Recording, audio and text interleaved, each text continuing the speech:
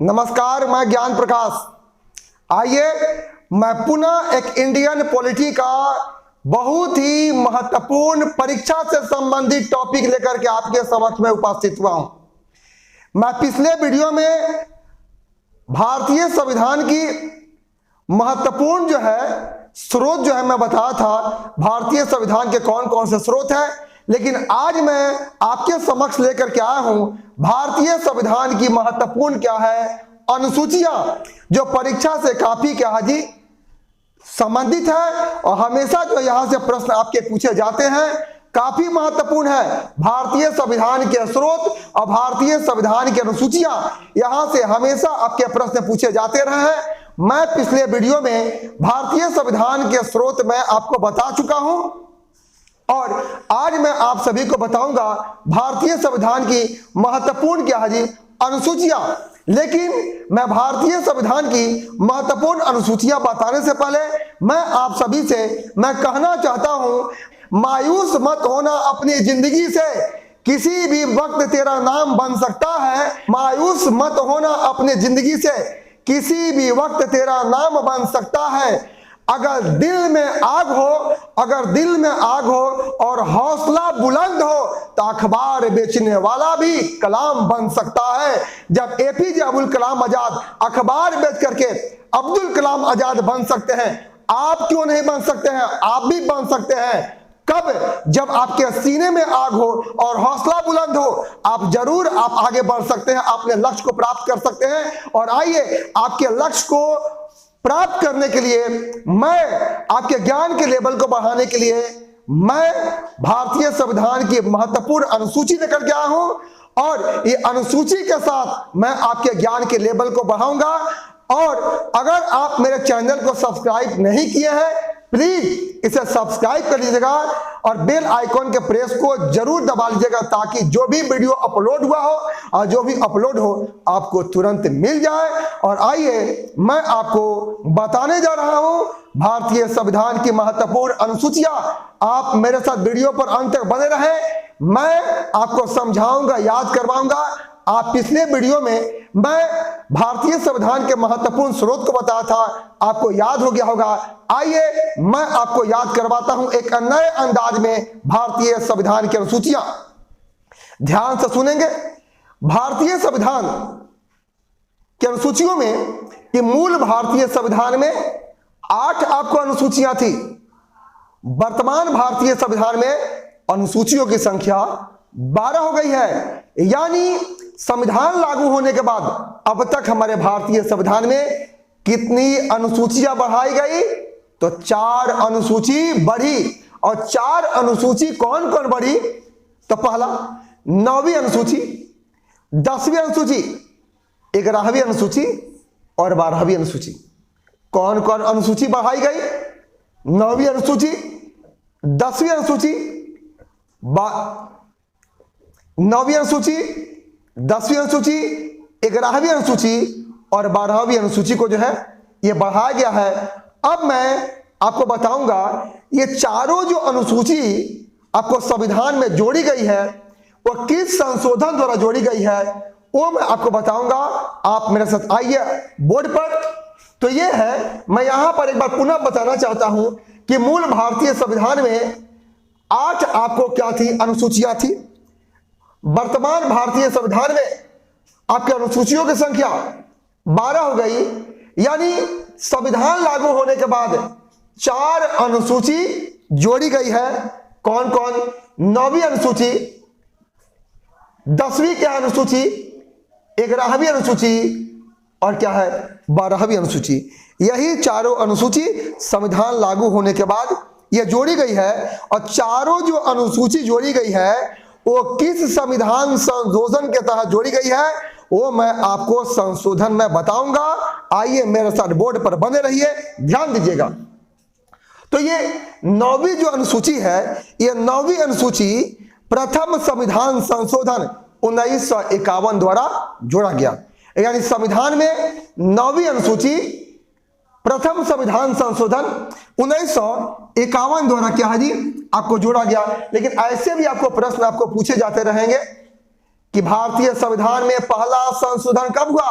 तो भारतीय संविधान में पहला संशोधन 1951 में हुआ और प्रथम संविधान संशोधन द्वारा हमारे भारतीय संविधान में 9वीं आपको अनुसूची को क्या जी आपको जोड़ा गया है। अब आइए अगला है आपका 10वीं क्या अनुसूची, और 10वीं अनुसूची जो है ये 52वें संविधान संशोधन 1985 द्वारा जोड़ा गया है। 10वीं अनुसूची 52वें संशोधन 1985 द्वारा यह जोड़ा गया है। अब आइए 11वीं क्या अनुसूची है, और 11वीं जो अनुसूची है ये 73वें संशोधन ये 1992 द्वारा क्या जी जोड़ा गया है। और ये 12वीं जो अनुसूची है, ये 12वीं अनुसूची ये 74वें संविधान संशोधन 1992 द्वारा जोड़ा गया है। यानी 73वां और 74वां जो संशोधन हुआ है ये 1992 में हुआ है, और 73वें संशोधन द्वारा 11वीं अनुसूची को जोड़ा गया, और ये 74वें संशोधन द्वारा ये 12वीं अनुसूची को जोड़ा गया है। तो मैं आप सभी को जो बाद में अनुसूचियां जोड़ी गई उसको मैं बता दिया हूं, और मैं आगे चल करके मैं पुनः आपको पहली, दूसरी, तीसरी, चौथी, पांचवी, छठी, सातवीं अनुसूची को मैं बताऊंगा, लेकिन जो चारों अनुसूची बाद में जोड़ी गई है मैं पहले उसको बता दूं। अब आइए ये मैं बारी बारी से बताऊंगा आखिर 9वीं अनुसूची क्या है, ध्यान देंगे। तो ये 9वीं जो अनुसूची है, ये 9वीं अनुसूची ये आपका राज्यों द्वारा ये भूमि अधिग्रहण से क्या है जी संबंधित है। ये 9वीं अनुसूची राज्यों द्वारा ये भूमि अधिग्रहण से संबंधित है। यानी इस कानून द्वारा हमारे भारत में जो जमींदारी प्रथा है उस जमींदारी प्रथा को समाप्त किया गया। राज्यों द्वारा भूमि अधिग्रहण कानून बना करके ही हमारे देश में जो जमींदारी प्रथा थी वो जमींदारी प्रथा को समाप्त किया गया। और मैं आपको बताना चाह रहा हूं कि 9वीं अनुसूची में वर्तमान में 284 क्या है अधिनियम है।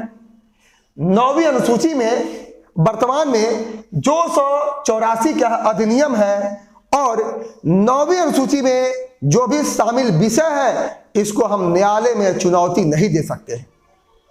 9वीं अनुसूची में शामिल जो भी विषय है उसे न्यायालय में हम चुनौती नहीं दे सकते हैं। यह हुआ आपकी 9वीं क्या जी अनुसूची। ये आप सभी को याद हो गया होगा कि मूल भारतीय संविधान में 8 अनुसूचियां थी, वर्तमान में 12 क्या अनुसूची है। यानी संविधान लागू होने के बाद हमारे संविधान में 4 आपके अनुसूचियों को जोड़ा गया है, 9वीं, 10वीं, 11वीं और 12वीं। यानी 9वीं अनुसूची को प्रथम संविधान संशोधन द्वारा जोड़ा गया है, 10वीं अनुसूची को 52वें संविधान संशोधन द्वारा जोड़ा गया है, और 11वीं अनुसूची को 73वें संविधान संशोधन द्वारा जोड़ा गया है, और 12वीं अनुसूची को 74वें संविधान संशोधन द्वारा आपको जोड़ा गया है। यह है। अब आइए मैं आगे बताता हूं आपका 10वीं अनुसूची क्या है। मैं आपको बताने जा रहा हूं 10वीं क्या अनुसूची, ध्यान से सुनेंगे। ये 10वीं जो अनुसूची है इसे 52वें संविधान संशोधन 1985 द्वारा जोड़ा गया है, और 10वीं जो अनुसूची है यह दल बदल से क्या है संबंधित है। याद हुआ 9वीं जो अनुसूची थी और राज्यों द्वारा भूमि अधिग्रहण से संबंधित थी, और यह 10वीं जो अनुसूची है ये दल बदल से क्या है जी संबंधित है। और 10वीं अनुसूची जो है यह 52वें संविधान संशोधन 1985 द्वारा भारतीय संविधान में जोड़ा गया है। अब आइए, अब दल बदल के आधार पर संसद के विधान मंडल सदस्यों के अयोग्यता का निर्धारण कौन करता है मैं आपको बताने जा रहा हूं। प्लीज आप वीडियो पर अंत तक बने रहिएगा। आइए मेरे साथ। यह 10वीं क्या अनुसूची ये 52वें संविधान संशोधन द्वारा क्या जोड़ा गया है, और ये 10वीं जो अनुसूची है ये आपको दल बदल से क्या है जी आपको संबंधित है। इसके बाद आइए दल बदल के आधार पर अगर लोकसभा सदस्यों की अयोग्यता का निर्धारण करना होगा, अगर दल बदल के आधार पर लोकसभा सदस्यों की अयोग्यता का निर्धारण करना होगा तो कौन करेगा? तो लोकसभा का अध्यक्ष करेगा। याद हुआ? दल बदल के आधार पर लोकसभा सदस्यों के अयोग्यता का निर्धारण जो है वो कौन करेगा? वो लोकसभा का अध्यक्ष करेगा। अब आइए, दल बदल के आधार पर राज्यसभा सदस्यों के अयोग्यता का निर्धारण यह राज्यसभा का सभापति करता है।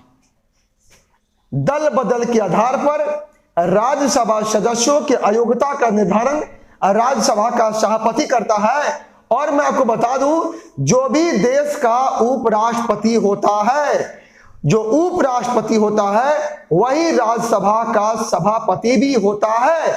और ये उपराष्ट्रपति का पद मैं बता चुका हूं, ये संयुक्त राज्य अमेरिका से लिया गया है। और उपराष्ट्रपति जो होता है वह राज्यसभा का सभापति होता है। और दल बदल के आधार पर राज्यसभा सदस्यों की अयोग्यता का निर्धारण यह सभापति करता है। आगे है, यह दल बदल के आधार पर यह विधानसभा सदस्यों की अयोग्यता का निर्धारण विधानसभा का अध्यक्ष करेगा। दल बदल के आधार पर विधानसभा सदस्यों की अयोग्यता का निर्धारण यह विधानसभा का अध्यक्ष करता है। और आगे, दल बदल के आधार पर विधान परिषद के सदस्यों के अयोग्यता का निर्धारण यह विधानसभा का सभापति क्या है जी, यह करता है। आप सभी को समझ में आ गया होगा और याद भी हो गया होगा। अब मैं आपको जो बताने जा रहा हूं वो बताऊंगा 11वीं अनुसूची और 12वीं की अनुसूची। आप ध्यान से सुनेंगे। आइए, ये जो 11वीं अनुसूची है, ये 11वीं अनुसूची को 73वें संविधान संशोधन 1992 द्वारा आपको जोड़ा गया है। और ये जो 11वीं अनुसूची है वो पंचायती राज से क्या जी, संबंधित है। यानी 73वें संशोधन द्वारा पंचायती राज को संवैधानिक मान्यता प्रदान किया गया। और हमारे देश में त्रिस्तरीय पंचायती राज क्या जी, लागू है। और मैं आपको बताने जा रहा हूं कि पंचायती राज का वास्तुकार और शिल्पकार किसे कहा जाता है? तो बलवंत राय मेहता समिति को कहा जाता है। यानी बलवंत राय मेहता को यह पंचायती राज का वास्तुकार और शिल्पकार कहा जाता है। और बलवंत राय मेहता समिति का संबंध किससे है? यह पंचायती राज से है। यानी 11वीं अनुसूची का संबंध जो है यह पंचायती राज से है। और 11वीं अनुसूची में कुल 29 क्या है जी, विषय है। अब आइए, यह है 12वीं की अनुसूची है। और 12वीं अनुसूची को ये 74वें आपके संविधान संशोधन द्वारा क्या जी, जोड़ा गया है। और ये 12वीं अनुसूची है, ये नगर पालिका से क्या है जी, संबंधित है। और ये 12वीं अनुसूची में कुल 18 क्या है जी, विषय है। याद हुआ? 12वीं अनुसूची नगर पालिका से क्या है, संबंधित है। और 74वें संशोधन द्वारा 12वीं अनुसूची को जोड़ा गया है। इसमें कुल 18 क्या जी, विषय है।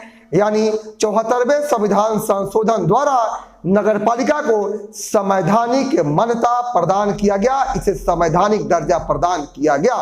अब जो मैं आपको बताऊंगा, शुरू से पहली, दूसरी, तीसरी अनुसूची जो भी है मैं आपको बताऊंगा। आइए मेरे साथ बोर्ड पर। अब मैं बताने जा रहा हूं संविधान में जो पहली अनुसूची है, उस पहली अनुसूची में क्या है आप ध्यान देंगे। तो प्रथम जो अनुसूची है, यह प्रथम अनुसूची क्या है, इसमें संघ एवं राज्य क्षेत्रों का उल्लेख है। प्रथम अनुसूची में आपके संघ एवं आपके राज्य आपका क्षेत्रों का उल्लेख है। यानी वर्तमान में प्रथम अनुसूची में संघ के 28 राज्य एवं 8 केंद्र शासित प्रदेशों की चर्चा की गई है। वर्तमान में प्रथम अनुसूची में संघ के आपको 28 राज्य एवं 8 जो है केंद्र शासित प्रदेश यानी संघ शासित प्रदेश की चर्चा की गई है। और अब ये दूसरी क्या अनुसूची है, ये दूसरी अनुसूची में देश के जो भी प्रमुख पदाधिकारी हैं उनके वेतन, भत्ता और पेंशन की चर्चा है। दूसरी अनुसूची में देश के जो भी प्रमुख पदाधिकारी हैं उनके वेतन, भत्ता एवं पेंशन की चर्चा है।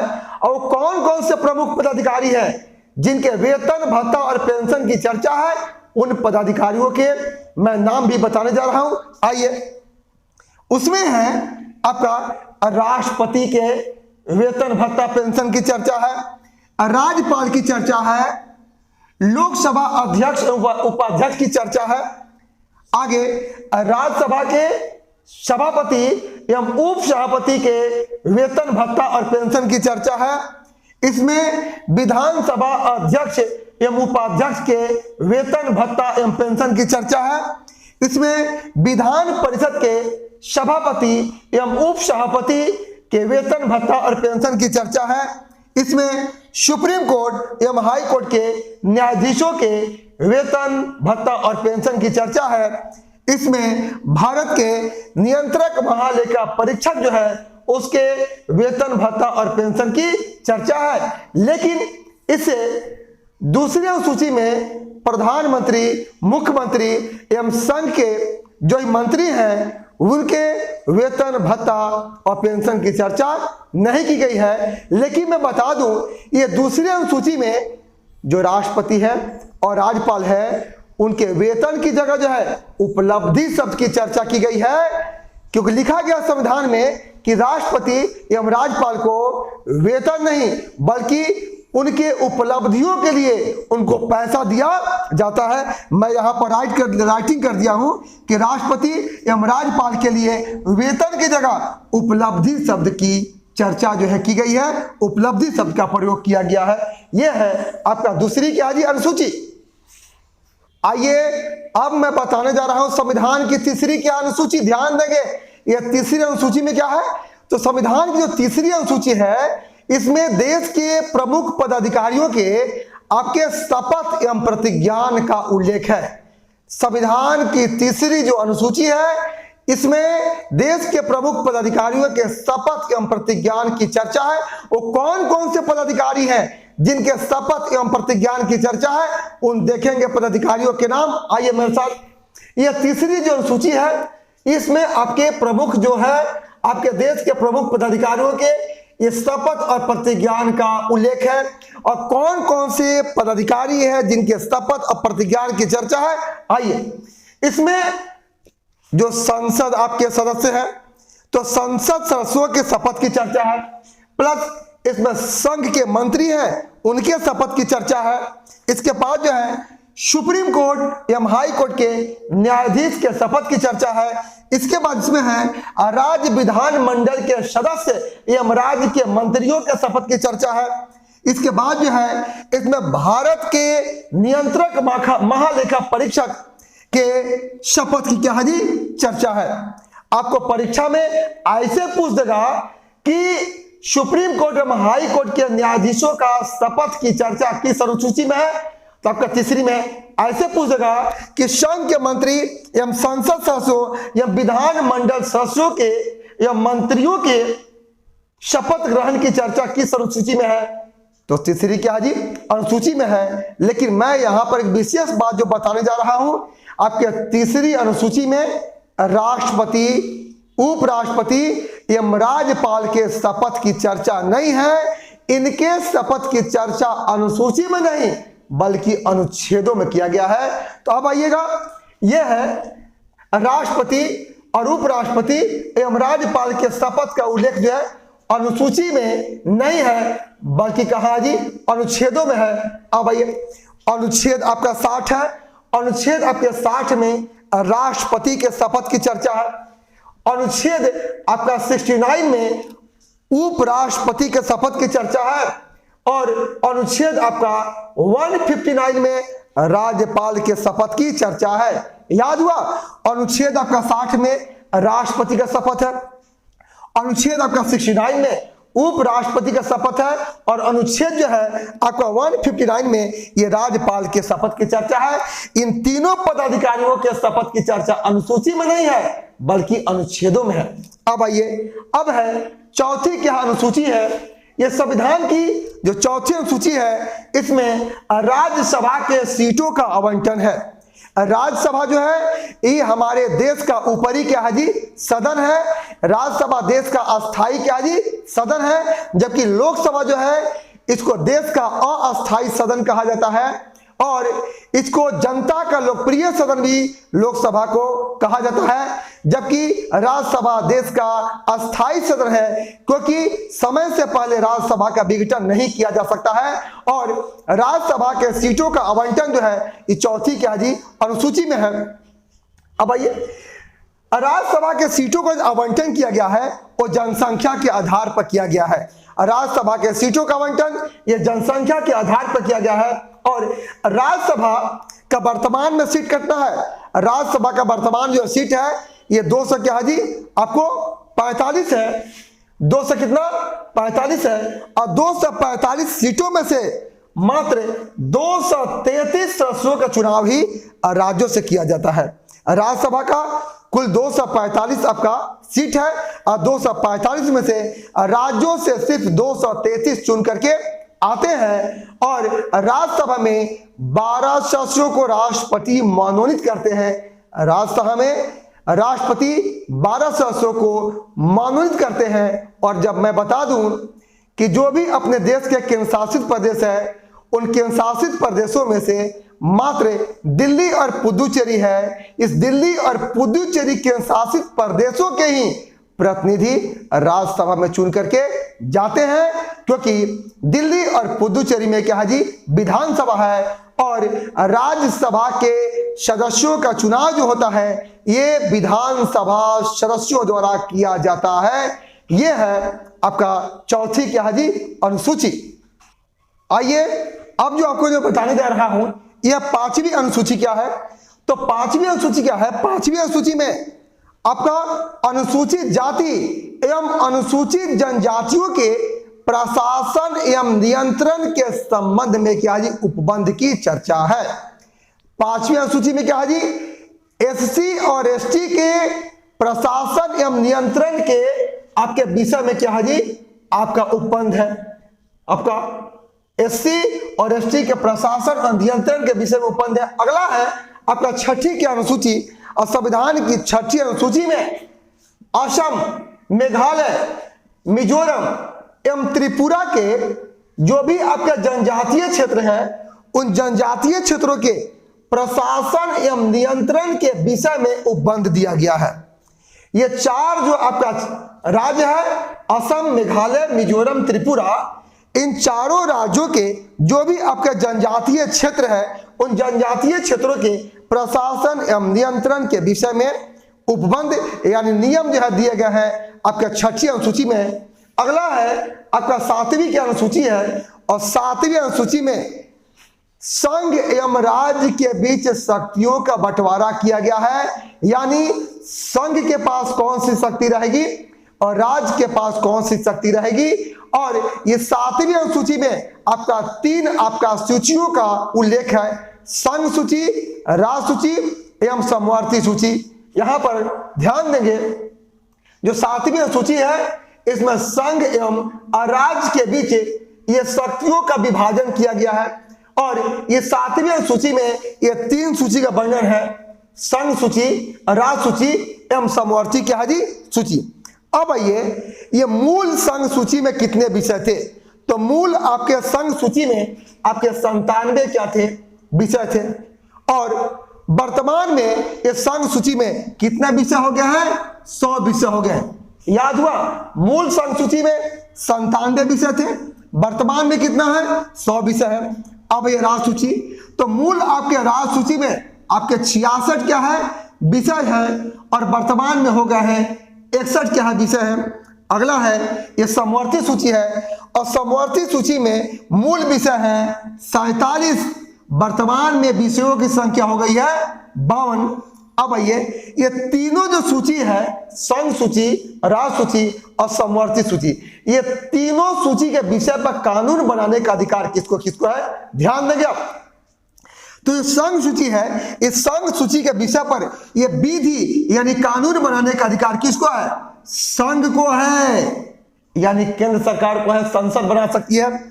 और ये राज्य सूची के विषय पर ये विधि बनाने का अधिकार किसको है? ये राज्य को है। और ये समवर्ती जो सूची है, इस समवर्ती सूची पर ये विधि बनाने का अधिकार संघ एवं राज्य क्या है जी, दोनों का है। आप सभी को समझ में आ गया होगा कि संघ सूची के विषय पर कानून कौन बनाएगा? संघ बनाएगा। और राज्य सूची के विषय पर कानून कौन बनाएगा? ये राज्य बनाएगा। और समवर्ती सूची के विषय पर कानून बनाएगा कौन? संघ एवं राज्य बनाएगा। आइए 8वीं अनुसूची मैं बताने जा रहा हूं जो काफी महत्वपूर्ण है और ये 8वीं अनुसूची है, ये हमारे मान्यता प्राप्त भाषाओं से संबंधित है। इस 8वीं अनुसूची में हमारे देश की मान्यता प्राप्त भाषा है और मूल 8वीं अनुसूची में कुल 14 भाषाएं थी।